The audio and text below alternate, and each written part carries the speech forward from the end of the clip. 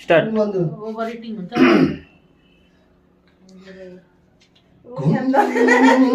मन्दिरमा जान्छौ यात्री, कुन मन्दिरमा जाने हो,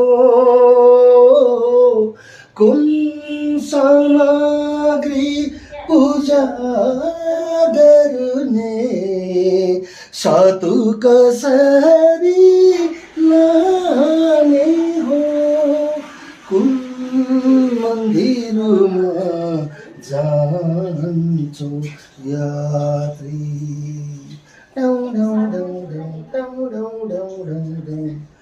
हरहरूको सुन्दर खम्बा मन्थ पिण्डको दीवार, नसार नदी तरला तरङ्ग, मन्दिर आफू